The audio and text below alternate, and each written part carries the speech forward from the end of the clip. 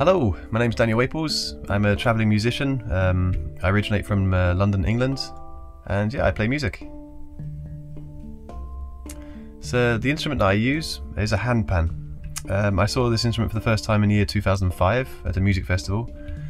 I was taken back by it. I became very good friends with the person who was playing it that time, and I think around about 2 years after initially seeing the instrument, I managed to get my hands on my own. Well, the initial handpan was built by a company called Panart back in the year, I think they released theirs in 2001. So it's from this century, it's very new. Yeah, I say the originals are from Switzerland, the company's name is Panart and the instrument name is a hang. There's been a few other companies since then that have very successfully been making instruments that have been very highly inspired by the originals. This is actually one on my lap now. Most people, maybe they understand, maybe they don't, maybe they recognise it, maybe they don't. But this instrument is actually made by a Spanish man called Luis, and his company called Bell Art, and this is actually a bell. So I've got to stress the fact that I'm not playing a hang, I'm actually playing a bell these days. So I think one of the most important things about this instrument is the fact that it allows me to strike any place upon the instrument and actually get a different sound. I mean, if I hit over here, I get a completely different sound from if I hit over here. It's simply hitting it in different places allows me to project different sounds, whereas on a violin obviously you have to learn the technique with the bow and the exact placement of the fingers on the fretboard before you can actually make the sound good, you know? I mean, how many parents have had their children practicing, I don't know, Twinkle Twinkle Little Star? Whereas this instrument obviously is quite direct. You can hit it, it vibrates, it releases the sound. So before playing handpan, I was playing mainly West African percussion, djembe, dundun, different shakers. Before this I was actually playing electric guitar for many years, and right before this, when I was a teenager, early ages, like 11 to 14 perhaps, I was actually in a military marching band. Another question that often arises is, yeah, what influences me to play? Well, I mean, it depends. You know, I've got a few things that obviously, you know, if I'm rung up by a corporation and they want me to play for a corporate drinks event, well obviously I'm inspired kind of by the financial reward of this, obviously. And the fact that I suppose I enjoy to go into a social circle where normally people wouldn't maybe accept me so easily, you know?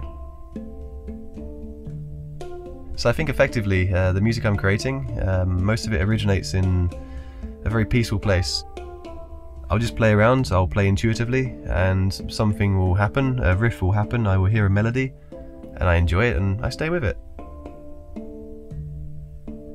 I think one of the most amazing things about society today is the fact that anybody can come along and see something, take a photo with their smartphone. Within a few minutes it's uploaded to the internet. You know, from that one place where it's uploaded on the internet, it can become viral. People can share it. I've had one video that's reached, it's on the top half of it, I don't know, 7 million, 8 million views now. And it's a 1.5 minute long video of me just playing in the streets. I wasn't even aware that the guy was filming at the time. I've made since then obviously a few different videos. I've actually put my own name in and tried to promote. And yeah, I guess the fact that the instrument is so captivating the way it looks, it kind of encourages people to share it to their friends. I mean, anything that's new is like, hey, have you seen this? It's a new thing that I found, you know? So everybody wants to be that first, you know, instigator to give the new instrument to somebody else, you know? One magical thing that I found about this instrument, well, I found many magical things out about this instrument, but one thing in particular I found out about this instrument is whenever somebody's heard it before, I can always ask them where they heard it, and they can always tell me, oh, I heard it in this city, in this country.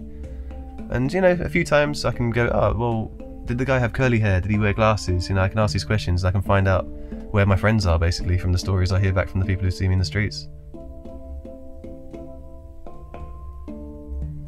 So the things that are in the pipeline for the future, well, I've got one album that's about to be published on March Hare Records. It's my first album that's actually going to be going through a publisher. I'm also working in collaboration with a few different instrument makers.